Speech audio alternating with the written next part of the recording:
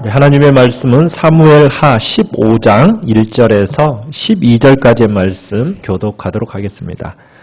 사무엘하 15장입니다.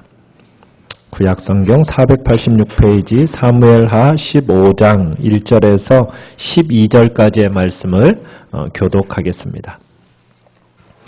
사무엘하 15장 1절 제가 먼저 읽겠습니다. 그 후에 압살롬이 자기를 위하여 병거와 말들을 준비하고 호위병 50명을 그 앞에 세우니라.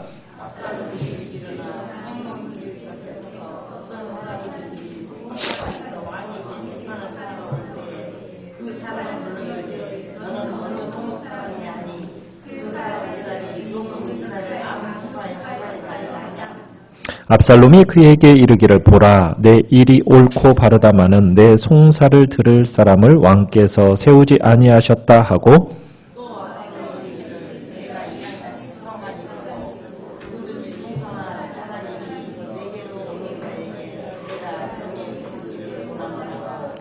사람이 가까이 와서 그에게 절하려 하면 압살롬이 손을 펴서 그 사람을 붙들고 그에게 입을 맞추니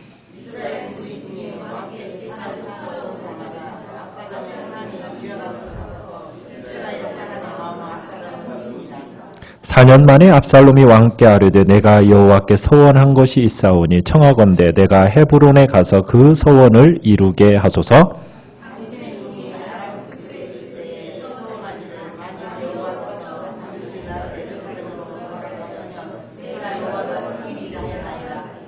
왕이 그에게 이르되 평안히 가라 하니 그가 일어나 헤브론으로 가니라.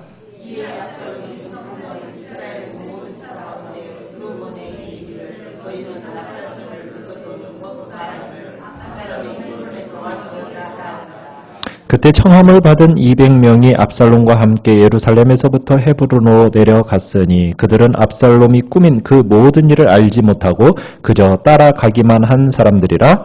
제사 드릴 때에 압살롬이 사람을 보내 다윗의 모사 길로 사람 아히도벨을 그의 성읍 길로에서 청하여 온지라.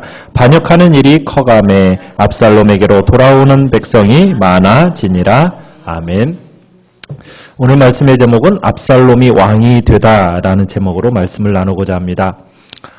우리가 지난주에 다윗과 압살롬이 서로 대립되는 관계 속에 있다가 그 대립되는 관계가 지속되는 듯 하다가 14장 마지막 부분에서 다윗과 압살롬이 화해하는 장면을 우리가 보게 되었습니다.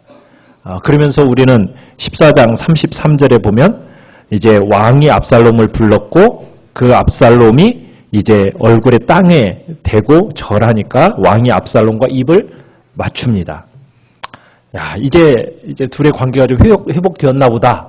어떻게 보면 안도의 한숨을 쉬는 것 같은데 사건은 이제부터 시작입니다. 어떻게 보면 지금까지는 서론에 불과했던 겁니다. 이제 다윗이 형제를 죽인 아들 그냥 징계하지 않고 방관해 놨었어요. 그나마 이제 그 아들마저 잃게 되는 이야기가 이제 우리는 보게 될 겁니다. 우리는 종종 그런 생각을 하죠. 다윗처럼 어떤 문제에 대해서 침묵하면 시간이 지나면 저절로 해결되겠거니 이렇게 우리는 생각할 때가 있습니다. 그런데 문제는 그렇지 않더라고요. 문제는 방치해 두면은 이 문제는 점점 눈덩이처럼 불어나서 우리를 엄습하게 된다는 겁니다. 그렇기 때문에 문제는 발생되었을 때 해결하는 것이 가장 지혜로운 대처 방안이라는 것을 우리는 보게 됩니다. 우리는 이제 다윗의 삶에 있어서 어떻게 보면 가장 슬픈 이야기가 펼쳐지는 것을 보게 됩니다. 사무엘하 15장 1절에서는 이렇게 시작을 합니다. 그 후에 이제 다윗에 대한 압살롬의 출현이 있은 그 후 이제 압살롬이 자기를 위해서 그리고 자기의 왕국 건설을 꿈꿔나가기 시작합니다. 압살롬이 다윗이 살던 예루살렘은 그렇게 큰 도시가 아닙니다. 그런데 압살롬이 이 작은 도시에서 아버지 코 밑에서 그 다윗 아버지를 향한 반역을 준비하고 있다는 겁니다. 우리 1절을 보시면은 압살롬이 자기를 위해서 뭘 준비하고 있습니까? 병거와 말들을 준비하기 시작합니다. 자, 그리고서는 호위병 50명을 거느리고 다닙니다. 자, 압살롬이 다닐 때마다 말탄 호위병 50명을 쫙 데리고 다닌다고 생각해 보십시오. 매일 어떻게 보면은 사람들 앞에서 시위하는 모습입니다. 이제 자기의 왕자요, 왕위 계승자다라는 신분을 과시하는 듯이 보입니다. 압살롬이 어떤 사람입니까? 용모가 굉장히 뛰어난 사람이잖아요. 뛰어난 용모의 그 압살롬이 또 50명의 그 젊은 군사들, 잘 빠진 군사들, 그런 사람들과 함께 쫙 다니는 모습을 생각해 보세요. 그 사람들에 의해서 둘러싸고 다니는 이 압살롬의 모습. 사람들이 볼 때마다 야, 저 사람이 장차 우리의 왕이 될 거야 라는 어떤 호감을 가지지 않았겠습니까? 참 이스라엘 백성들은 어떻게 보면은 사울의 모습에, 겉모습에 속아서 참으로 나라가 어려웠던 이 이스라엘이 또다시 압살롬의 겉모습에 속아 넘어가는 것을 우리는 보게 될 겁니다. 압살롬은 철저하게 계산된 가운데 장차 이 나라의 권력을 자기의 손에 쥐고자 하는 정복자의 모습을 보여주기 시작합니다. 2절로 가보시면은 압살롬이 매일 아침마다 어디에 서 있다고 얘기하고 있습니까? 성문길 곁에 서 있다고 얘기하고 있습니다. 이 당시에 성문길 곁이라고 하는 것은, 이 성문이라는 것은 재판석이 있는 자리입니다. 재판석. 그러니까 왕에게 재판을 요청하러 오는 성에 오는 사람들을 만나기 위해서 압살롬이 아침 일찍이 일어나면 성문길 곁에 있었다라는 거예요. 그러니까 모든 재판은 성문에서 이루어졌거든요. 그러니까 그 길거리에 압살롬이 일찍 나가서는 겁니다. 그러면은 날마다 그 성문으로 어떤 사람들이 들어오겠어요? 억울한 사람들이 오겠죠. 원통한 사람들, 불만이 있는 사람들, 시비거리가 있는 사람들, 이런 사람들이 계속 들어옵니다. 자, 그 사람들이 들어올 때, 자, 어떻게 압살롬이 딱 합니까? 재판을 청으로 오는 사람들에게 2절 끝에 보면, 너는 어느 성읍 사람이냐? 너 어느 출신이냐? 어느 지파 출신이냐? 이거 이제 묻습니다. 우리도 보면은 어느 지역 사람인지, 그러면 그 지역에 맞춰서 이렇게 얘기하는, 어떻게 보면은 그런 모습들이 있잖아요. 그러니까 유다 지파라고 하면 유다의 지파에 맞게, 또 그 지파의 성격과 기호에 맞게 이제 압살롬이 맞춰서 반응을 하려고 너 어느 지파 사람이냐? 이렇게 질문을 하는 겁니다. 그리고는 3절에 가보면은 사연을 딱 물어요. 사연을 묻고 나면은 이제 그 사연에 대해서 어떻게 답변을 해주냐? 참 안 됐네요. 당신의 입장이 참 딱하기는 해요. 그렇지만 당신의 일을 듣고 법적인 일을 판결할 사람은, 내려줄 왕의 신하들은 없으니 어떡하지요? 자, 누구를 자꾸 이제 불만을 자극하는 겁니까? 다윗은 연로해서, 다윗은 신속하게 판결을 해주지 않습니다 하면서 그런 불만을 자극하는 그 목소리를 자꾸 이제 사람들의 마음속에 심어놓는 겁니다. 늙은 정권, 효율성이 떨어집니다. 그러면서 어떤 이제 다윗의 정권이 한계에 도달했다라는 것을 사람들에게 자꾸 상기시켜 주는 거예요. 아버지를 헐뜯는 거죠. 아니, 다윗 왕, 정치인 다윗을 헐뜯기 시작하는 겁니다. 그렇게 해서 압살롬이 얻고자 하는 건 뭘까요? 어떻게 보면은 저는 해가 뜨자마자 지금 일찍 법원을 찾아왔지 않습니까? 당신의 그 억울하고 절박한 심정 제가 다 이해합니다. 저라도 이렇게 일찍 나왔을 건데, 왕이 재판관으로 세운 사람들은 다 게으르고 거드름 피우느라고 아직 나오지도 않았어요.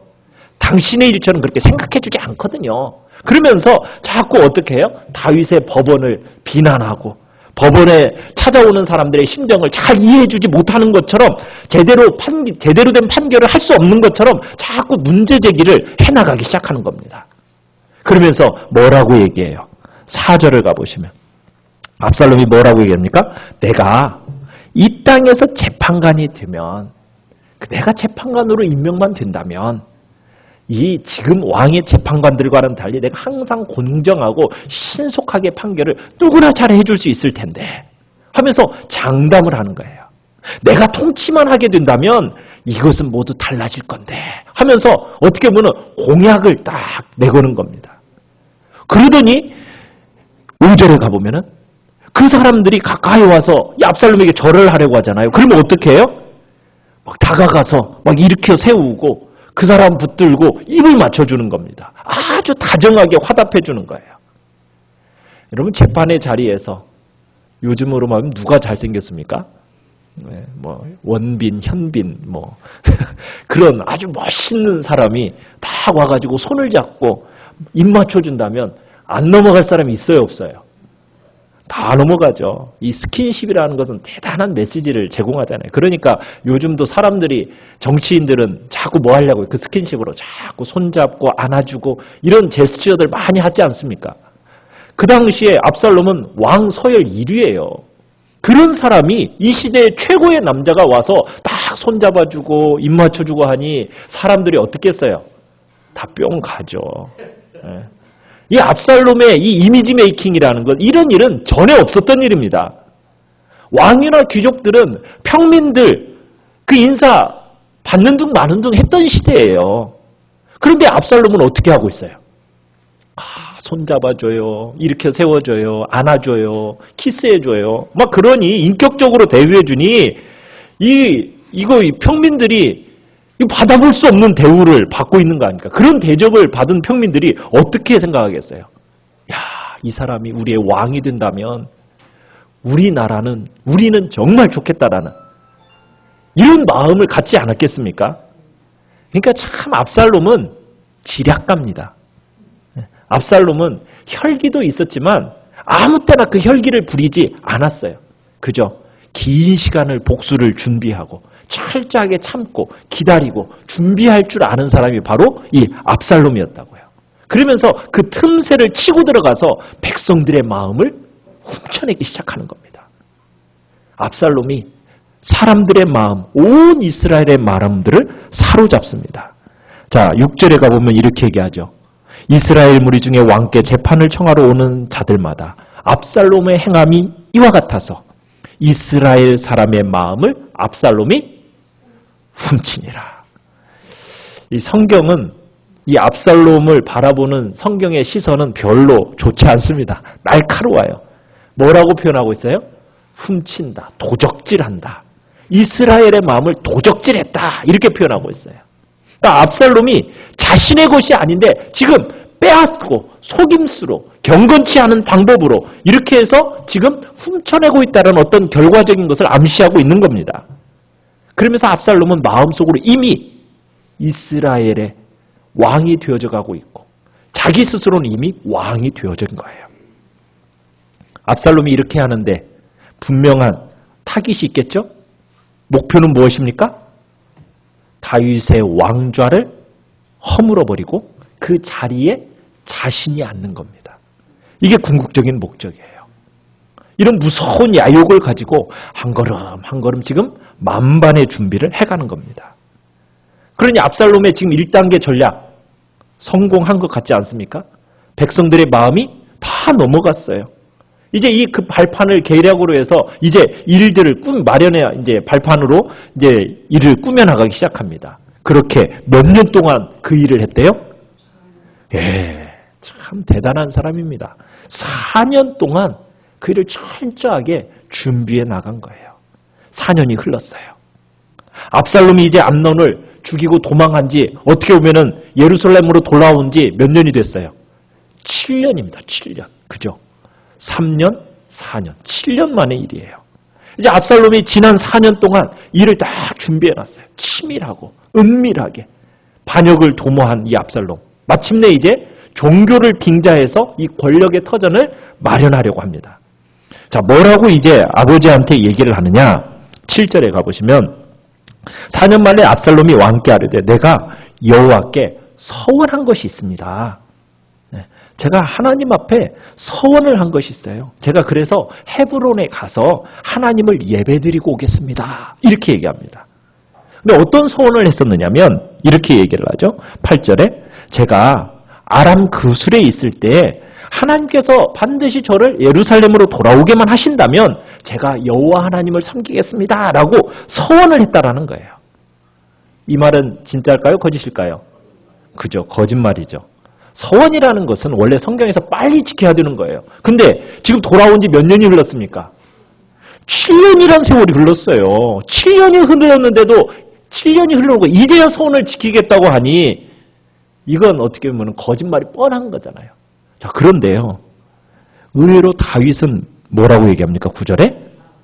평안히 가라. 전혀 문제를 의식하지 못하고 있어요.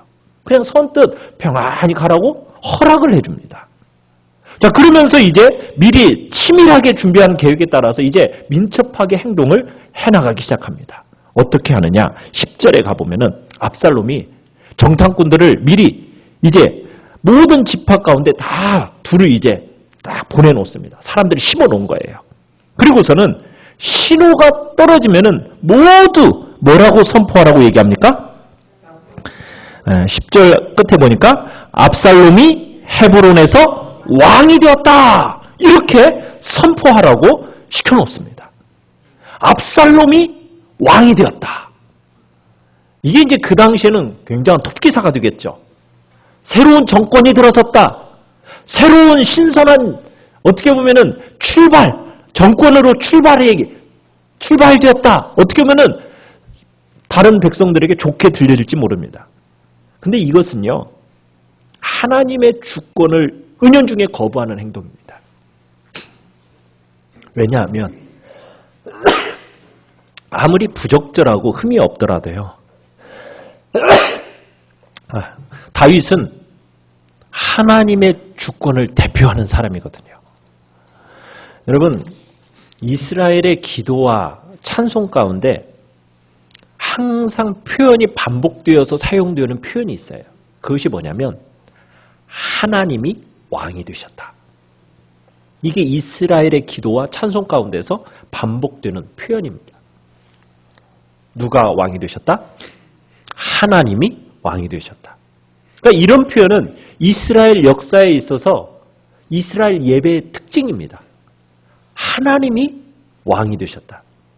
그래서 이스라엘 백성들은 절대로 사람 이름을 앞에 붙여서 누가 왕이다 라고 표현하지 않습니다. 누가 왕이기 때문에. 이스라엘은 하나님이 왕이시기 때문에.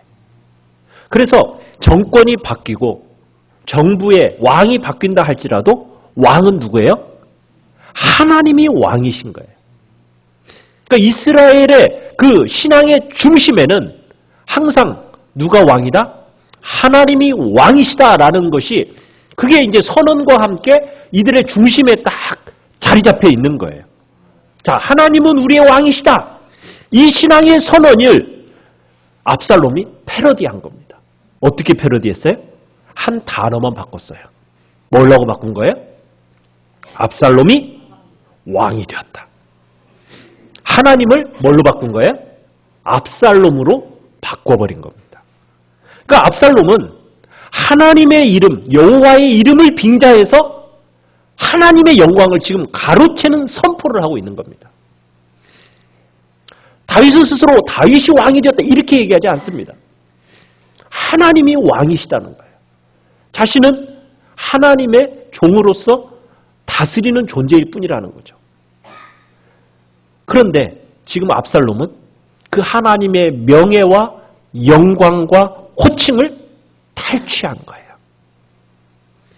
여러분, 이것이야말로 인류에 있어서 가장 큰 반역입니다.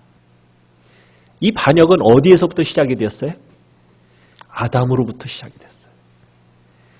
아담이 선악과를 따먹으면서 하나님 앞에서 죄를 범하는 그 순간부터 내가 하나님과 같이 되려는 그 음모, 그 음모 속에 하나님 앞에 아담의 반역이 있었고 그 이전에는 천사의 타락이 있었습니다.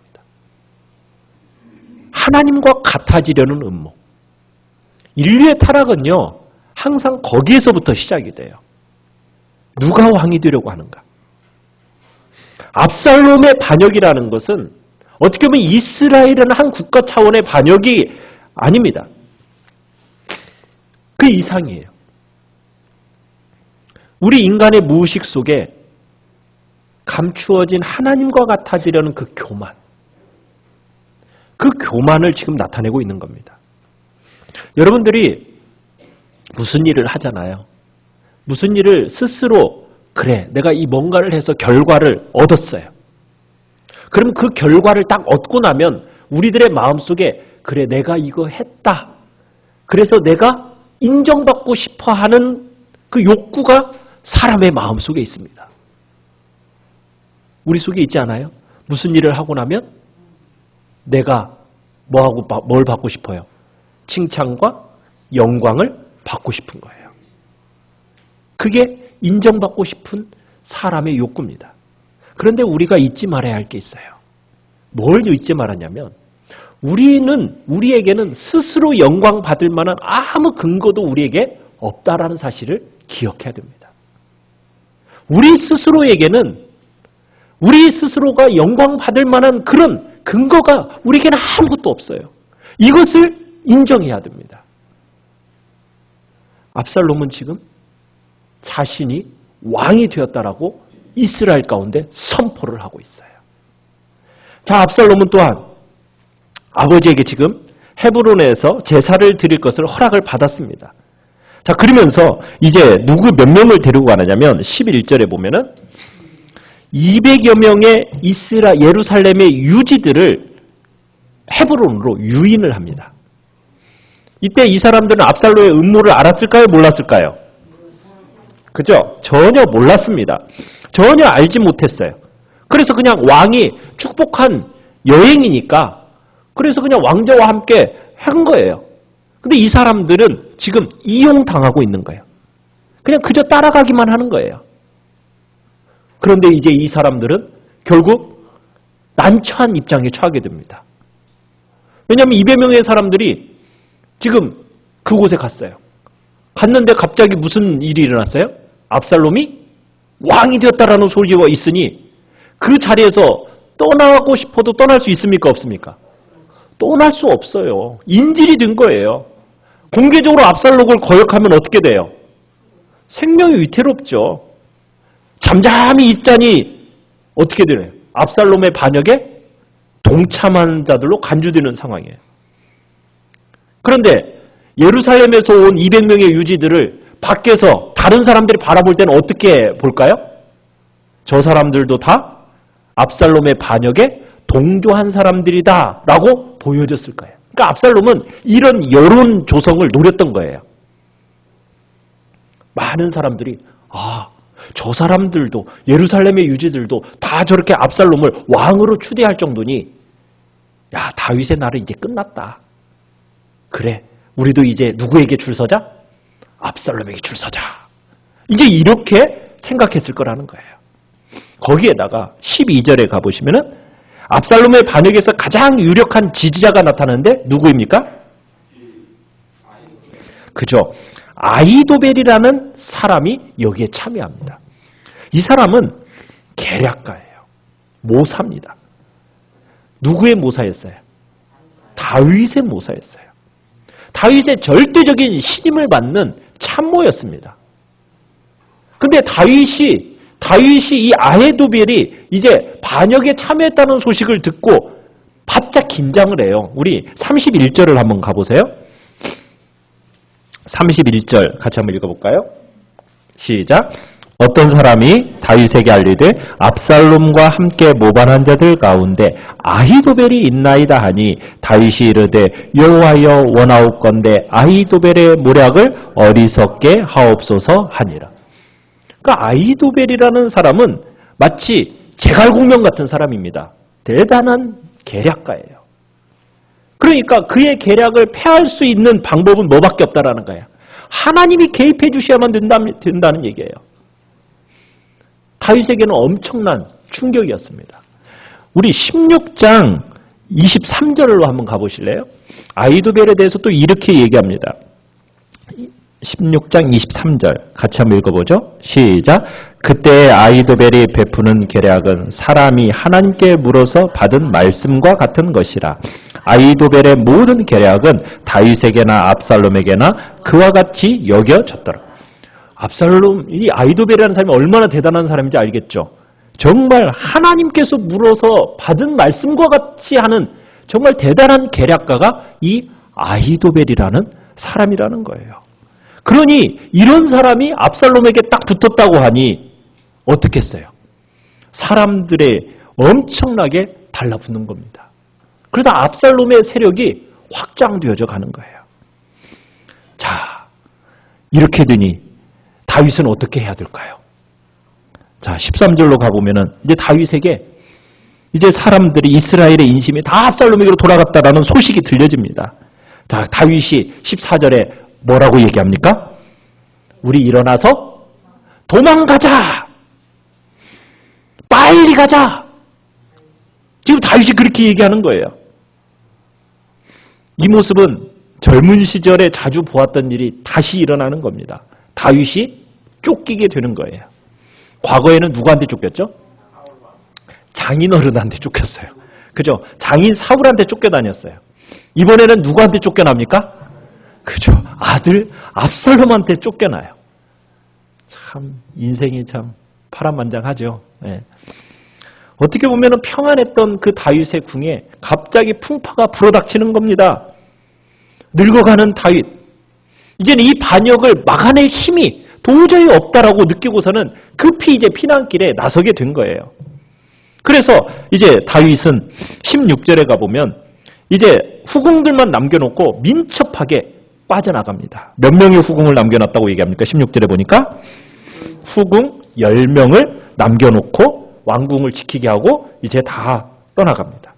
근데 이 10명의 후궁을 남겨둔 것이 결국에는 다윗은 본의 아니게 나단의 예언을 성취하게 만드는 계기를 제공하게 됩니다.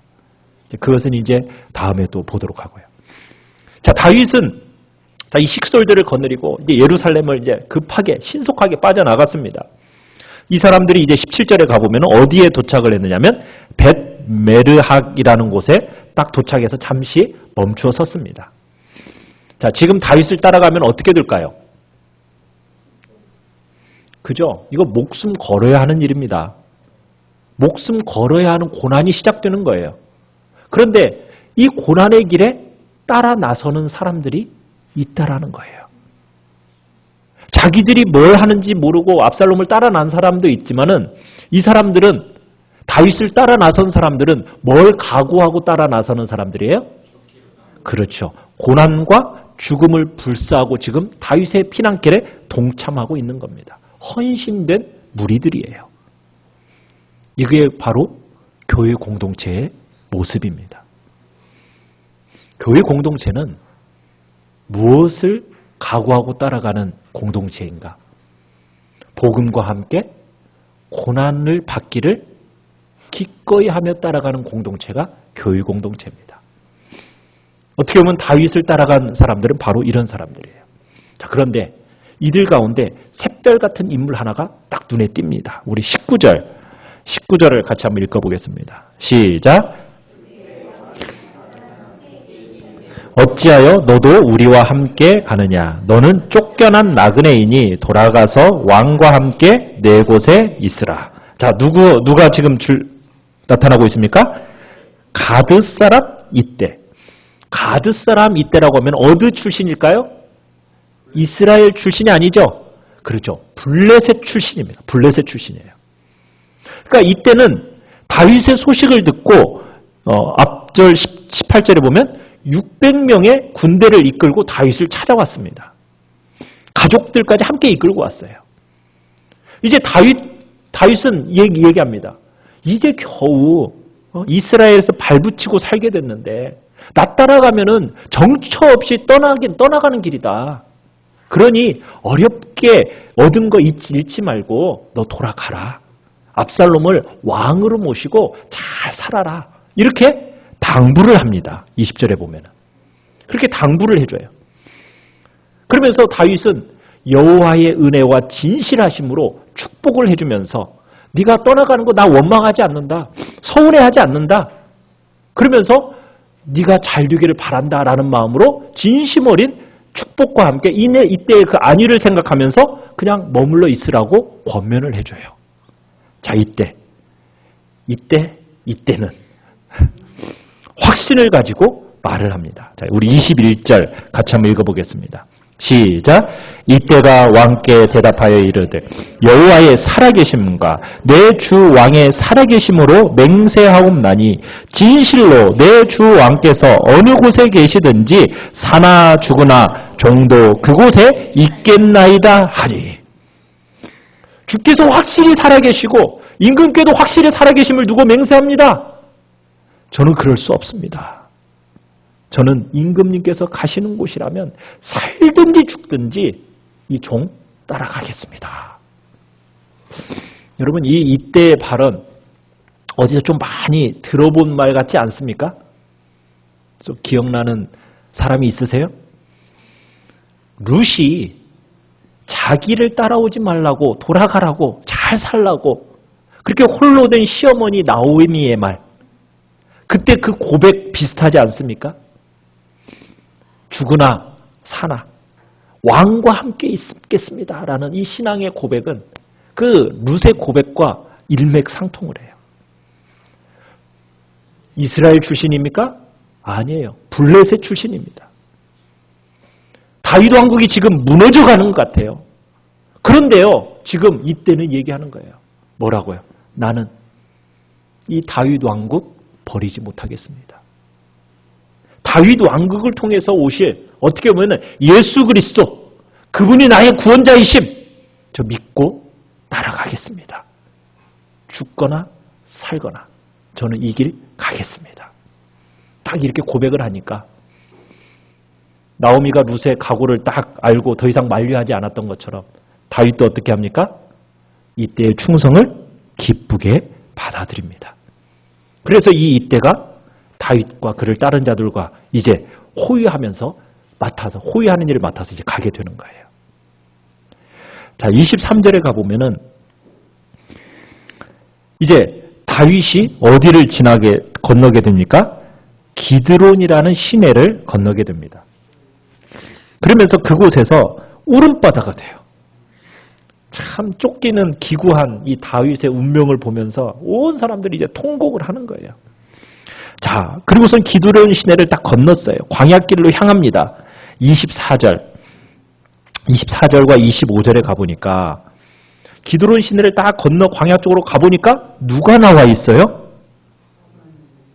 레위 사람들이 나와 있어요. 사독과 레위 사람들이 나와 있어요. 뭘 가지고 나와 있습니까?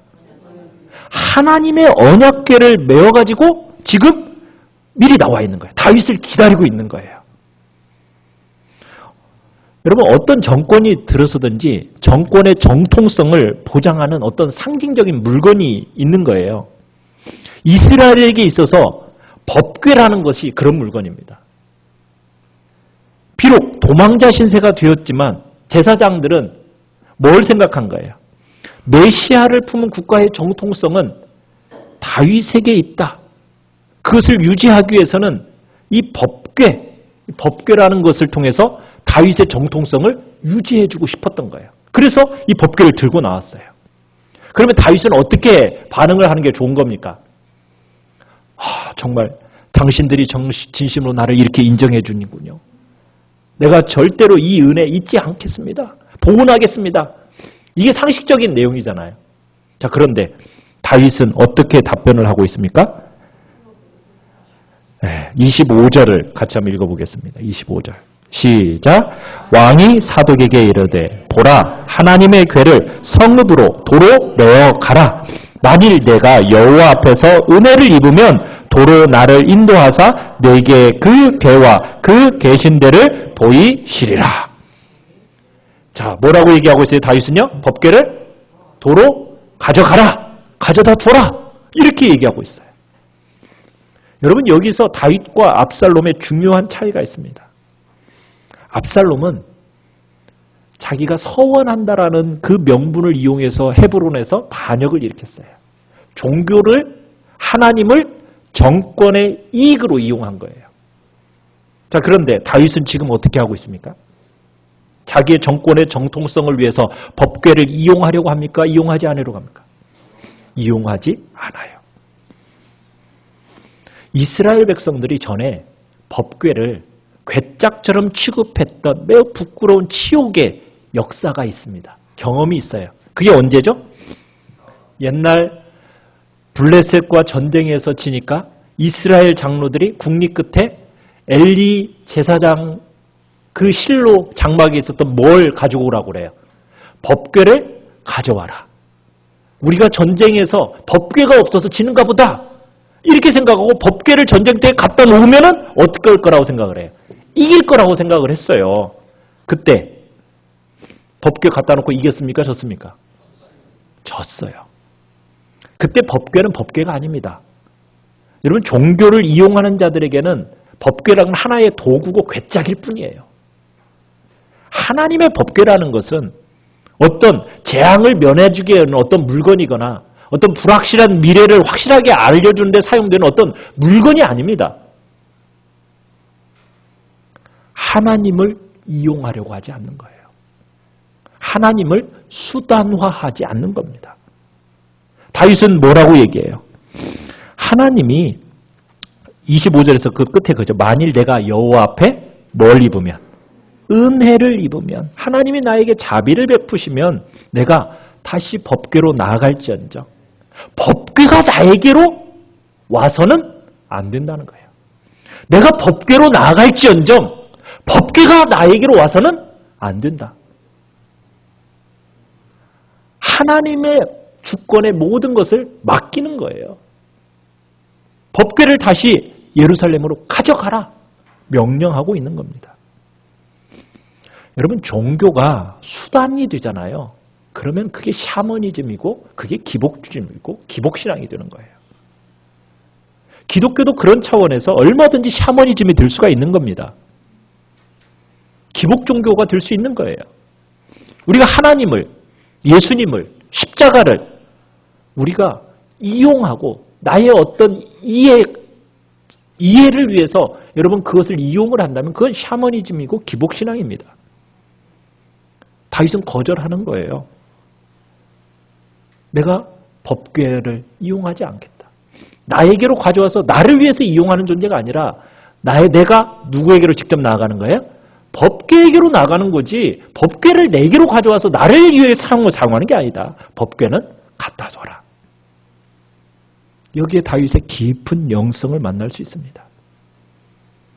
하나님이 계획하시면 나를 법궤 쪽으로 다시 돌아오게 할 거다. 설령 그렇지 않고 그냥 광야에 살라 하시면 내가 그렇게 살겠다.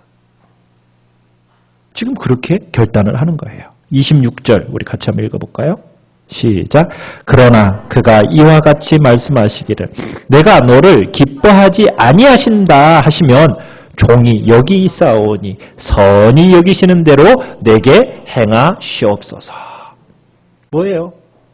하나님이 나를 기뻐하지 않으신다면 나 이렇게 쫓겨다니는 인생 그냥 계속 살겠습니다.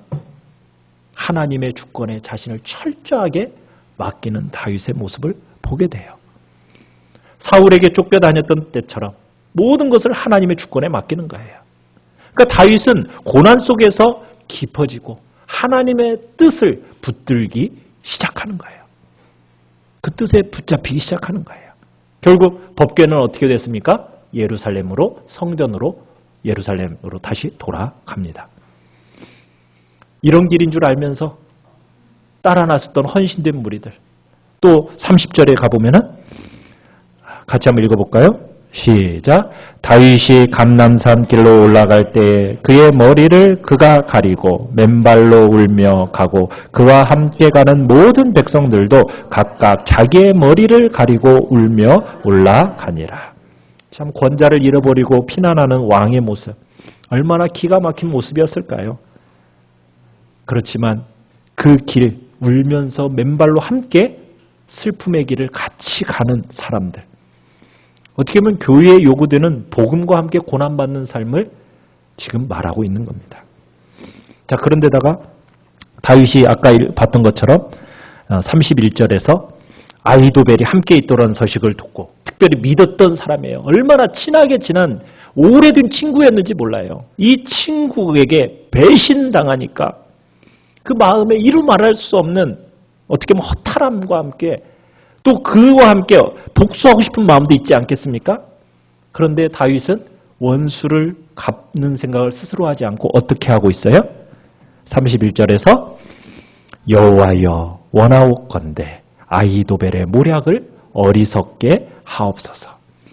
저 아히도벨의 모략을 무용지물이 되게 해 주십시오.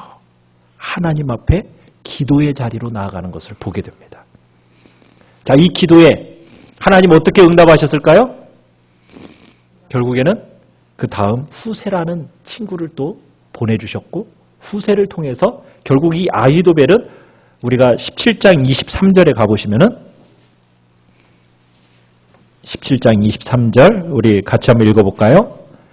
시작. 아히도벨이 자기 계략이 시행되지 못함을 보고 나귀의 안장을 지우고 일어나 고향으로 돌아가 자기 집에 이르러 집을 정리하고 스스로 목매어 죽음에 그의 조상의 묘에 장사되니라. 결국 아히도벨은 어떻게 됐어요?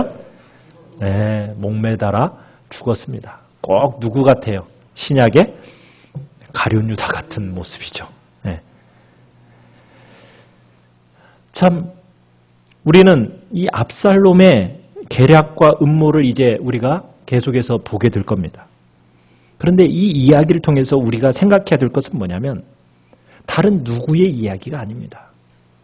이 이야기는 아직도 우리 안에 꺼지지 않은 불씨 같은 우리의 속성이 있다는 것을 우리 놓치지 않아야 됩니다. 하나님의 나라를 살아가는 하나님 나라의 백성인 우리에게도 동일하게 압살롬적인 요소와 그 존재감이 우리에게 있다라는 거예요. 그 명심해야 됩니다.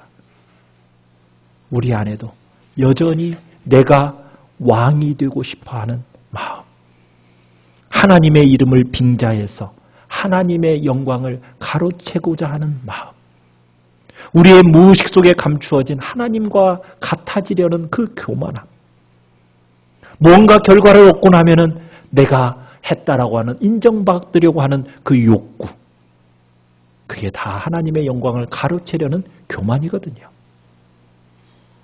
우리도 하나님을 수단화하고 이용하려는 마음, 우리 그 모든 것들을 우리 속에 있는가 우리 자신들을 바라봐야 됩니다. 압살롬과 같은 그런 마음들 우리는 철저하게 회개하고 다윗처럼 이제는 하나님을 수단화하거나 이용하지 않고 철저하게 하나님의 주권에 나 자신을 맡기며 살아가겠다라는 결단이, 하나님의 뜻에 붙잡히는 인생을 살아가겠다는 결단이 우리 안에 있어야 되는 것입니다. 오직 우리는 예수 그리스도께 우리의 시선을 두고 그분을 나의 왕, 나의 구원, 나의 소망으로 삼고 살아가겠다고